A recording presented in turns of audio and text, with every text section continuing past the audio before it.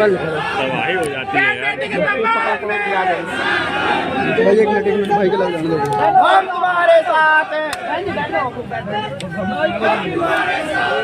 अरे चलो है, चलो क्यों झगड़ा कर रहे हो? अरे यहाँ खड़े जाओ। लगेगा भाई, लगेगा, लेकिन यही माहौल रहेगा तो लगेगा। यही अम्बेडकरवाद है हमारा।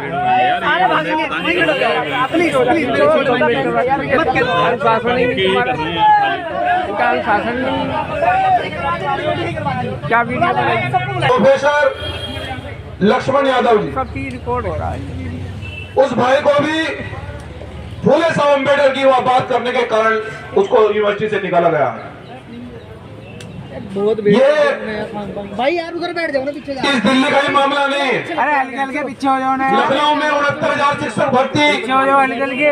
1-1.5 साल से चल रही है। उन शिक्षकों को भी दर की ठोकरें खानी पड़ रही है। भाई थोड़ा उसका कारण एक ही है। अरे शांति से सुन लीजिए, शांति बनाए रखिए प्लीज। ये एक स्टेट का मामला नहीं है। ये मामला लखनऊ में कई वर्षों से चल रहा है और वहां 69,000 शिक्षक लोग वहां वर्षों से बैठे, उनको नियुक्ति इसलिए नहीं दी जा रही कि वो बहुजन समाज के बच्चे हैं।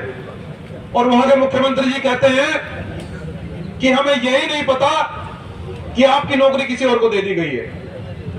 तो इसलिए सम्मानित साथियों, मैं आपसे कहना चाहता हूं, अगर इस लड़ाई को आप आगे बढ़ाना चाहते हो,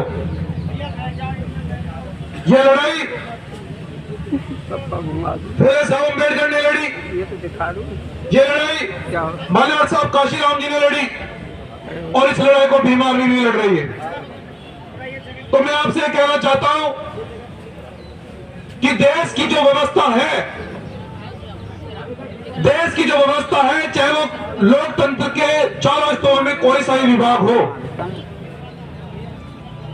उसकी यह प्रक्रिया चल रही है कि कहीं भी अम्बेडकरवादी को नहीं रहने दिया जाएगा।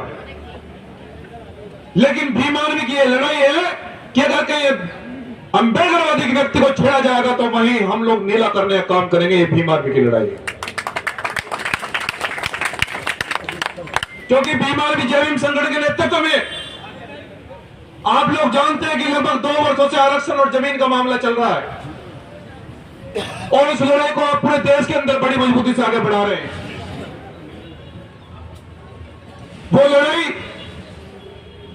लड़ाई आपके लिए इतनी महत्वपूर्ण है।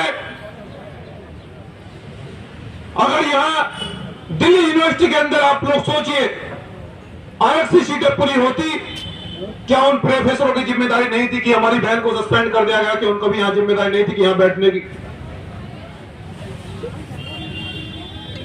यह उत्पीड़न इसलिए हो रहा है कि विभाग कोई भी हो, सबसे तुम्हें समाप्त करने की तैयारी पूरी आरएसएस के द्वारा की जा रही है। और ये लड़ाई आप लोगों को, क्योंकि हम लोग बाबा साहब को मानने वाले लोग हैं, महापुरुषों को पढ़ाए और उनके लिए संघर्ष कर रहे हैं। और भीम आर्मी जय भीम संगठन ने भी आपको यही सिखाया है और प्रत्येक कार्यकर्ता उस पर पूरी निष्ठा और ईमानदारी से काम कर रहा है, मैं जानता हूं। इसलिए सम्मानित साथियों, हमारे जो है वरिष्ठ अधिवक्ताओं ने,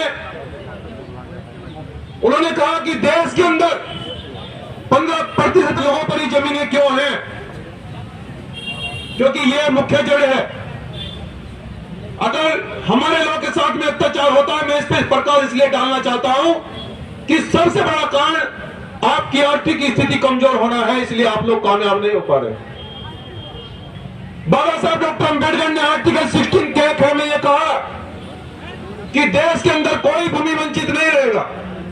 बाबा साहब ये कहते हैं और इसको सुरक्षित लिखा गया है। लेकिन मैं आपसे पूछना चाहता हूं कि बहुजन समाज के लोगों को, तो फिर आपके पास कितने लोगों के पास जमीनें, आप लोग भूमि वंचित क्यों हैं? आपको वो जमीनें क्यों नहीं दी जा रही है? क्योंकि आरएसएस का एजेंडा एक ही है कि बहुजन